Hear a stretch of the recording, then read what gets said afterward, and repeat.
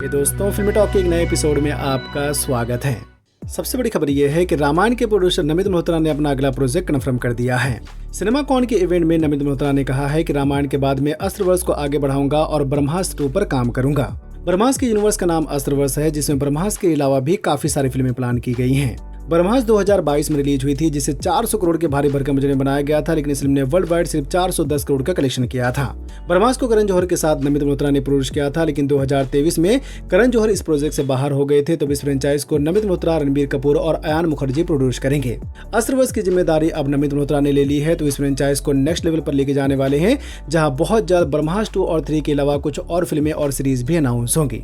लेकिन अभी थोड़ा टाइम लगेगा, क्योंकि अभी नमित मल्होत्रा और रणबीर कपूर का पूरा फोकस रामायण के ऊपर है। रामायण का पहला पार्ट दिवाली 2026 में और दूसरा पार्ट दिवाली 2027 में रिलीज होगा। पहले ब्रह्मास्त्र 2 दिसंबर 2026 में और ब्रह्मास्त्र 3 दिसंबर 2027 में आने वाली थी, लेकिन अब ये फिल्में 2-3 साल आगे बढ़ गई हैं। डायरेक्टर अयान मुखर्जी ने ब्रह्मास्त्र 2 यानी कि देव पर काम स्टार्ट कर दिया है, और अगर सब कुछ सही रहा तो इस फिल्म की शूटिंग मिड 2027 या फिर 2027 के एंड तक स्टार्ट होगी। रणबीर कपूर और डायरेक्टर अयान मुखर्जी के बाद प्रोड्यूसर नमित मल्होत्रा ने भी ब्रह्मास्त्र की सीक्वल को कंफर्म कर दिया है, तो देखते हैं कि ब्रह्मास्त्र के यूनिवर्स से जुड़ी बाकी अपडेट कब तक आती है। याद रखना, रोशनी के बीच अग्नि का सिर्फ एक देव है, ब्रह्मदेव। दूसरी बड़ी खबर यह है कि सैयारा की जोड़ी एक रोमांटिक कॉमेडी फिल्म के लिए बात कर रही है, जो शायद अहान पांडे की तीसरी फिल्म होगी।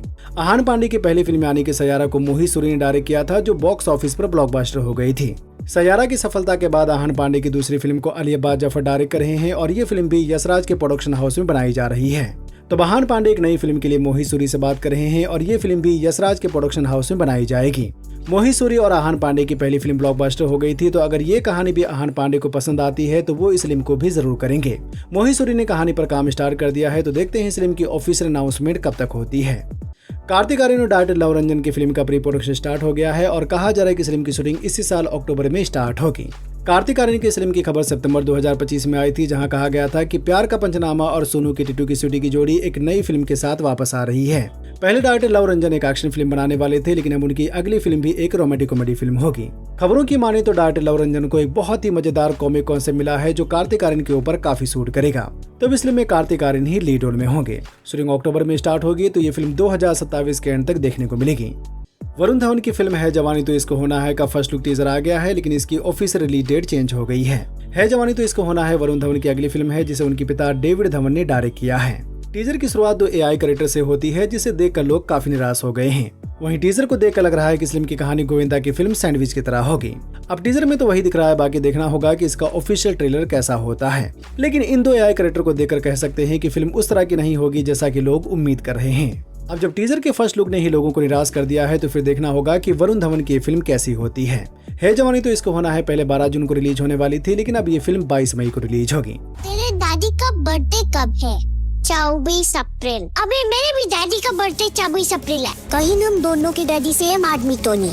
क्या बात कर रहा है? वरुण धवन की एक और खबर ये है कि वरुण धवन और डायरेक्टर विवेक अग्निहोत्री ऑपरेशन सिंदूर फिल्म के लिए बात कर रहे हैं। अभी कुछ दिनों पहले हमने आपको बताया था कि विवेक अग्निहोत्री प्रोड्यूसर भूषण कुमार के साथ ऑपरेशन सिंदूर पर एक फिल्म बनाने जा रहे हैं, जो 2025 में हुए इंडिया पाकिस्तान कॉन्फ्लिक्ट पर बेस्ड होगी।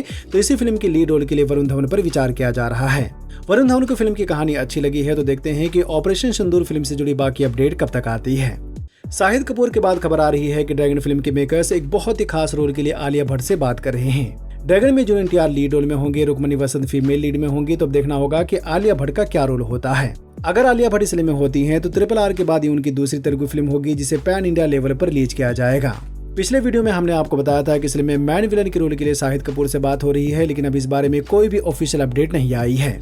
अगर शाहिद कपूर और आलिया भट्ट इस फिल्म में होते हैं, तो ड्रैगन फिल्म में अनिल कपूर के साथ बॉलीवुड के 3 एक्टर होंगे। शूटिंग अभी भी रुकी हुई है, तो देखते हैं कि ड्रैगन फिल्म से जुड़ी बाकी अपडेट कब तक आती है। जननायकन के बाद डायरेक्टर H विनोद की अगली फिल्म थीरन 2 होगी, और उस फिल्म में भी कार्तिक लीड रोल में होंगे। थीरन अधिकारा मोंद्रू 2017 में रिलीज हुई थी, जिसे लोगों ने काफी पसंद किया था। कैथी 2 की तरह थीरन के सीक्वल को भी काफी टाइम से प्लान किया जा रहा है, लेकिन H विनोद के बाकी फिल्मों की वजह से इस फिल्म को होल्ड कर दिया गया था। H विनोद ने विजय की फिल्म जननायकन की शूटिंग कंप्लीट कर ली है, तो खबर आ रही है कि वो थीरन के सीक्वल पर काम कर रहे हैं।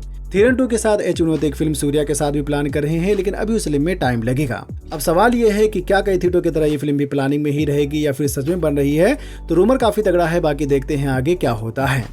खबरों की माने तो धनुष की D56 में धनुष के साथ धुरंधर 2 की एक्टर सारा अर्जुन फीमेल लीड में होंगी। D56 में पहले रुक्मणी वसंत को साइन किया गया था, लेकिन डेट इश्यूज की वजह से वो इस फिल्म से बाहर हो गई हैं, तो इस फिल्म के मेकर सारा अर्जुन से बात कर रहे हैं। D56 एक पीरियड ड्रामा फिल्म होगी जिसे लूबर पंदू के डायरेक्टर तमिलरासन पचामुथु डायरेक्ट करेंगे। प्री प्रोडक्शन स्टार्ट हो गया है और जैसा कि कहा गया है तो इस फिल्म की शूटिंग आने वाले कुछ दिनों में स्टार्ट होगी। एक और बड़ी खबर यह है कि डायरेक्टर तकाशी यामाजाकी की पहली हॉलीवुड फिल्म ग्रैंड गियर की ऑफिशियल रिलीज डेट कंफर्म हो गई है। तकाशी यामाजाकी को अगर आप नहीं जानते हैं तो ये वही डायरेक्टर हैं जिन्होंने जापानीज ब्लॉकबस्टर गोडजिला -1 को डायरेक्ट किया था। गोडजिला -1 की सफलता के बाद अभी वो इसके सीक्वल -0 को डायरेक्ट कर रहे हैं, जो 3 नवंबर 2026 को रिलीज होगी। तो -0 को कंप्लीट करने के बाद तकाशी यामाजाकी अपनी पहली हॉलीवुड फिल्म को डायरेक्ट करेंगे, जिसे जे अब्राहम प्रोड्यूस करेंगे। सिनेमाकॉन के इवेंट में इस फिल्म की कुछ फुटेज दिखाए गए हैं, जिसे देखने के बाद खबर आ रही है कि तकाशी यामाजाकी की फिल्म ट्रांसफॉर्मर्स की तरह एक साई-फाई फिल्म होगी। कलाकारों को लेकर अभी कोई अपडेट नहीं आई है, लेकिन कहा जा रहा है कि इस फिल्म में हॉलीवुड के कुछ बड़े कलाकार होंगे।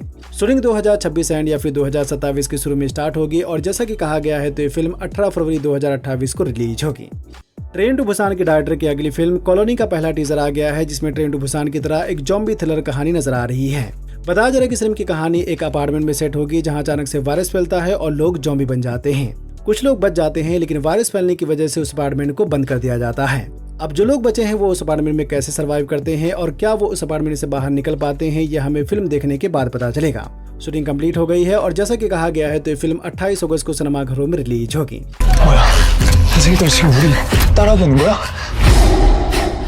जुमांजी 4 का नाम जुमांजी ओपन वर्ल्ड होगा और फिल्म की कहानी वर्चुअल वर्ल्ड और रियल वर्ल्ड के इर्द गिर्द घूमती हुई नजर आएगी। जुमांजी द नेक्स्ट लेवल में दिखाया गया था कि जुमांजी के एनिमल रियल वर्ल्ड में आ गए हैं, तो ये कहानी वहीं से स्टार्ट होगी जहां फिल्म के रियल कैरेक्टर जुमांजी के जानवर और कैरेक्टर को गेम में वापस भेजने की कोशिश करेंगे।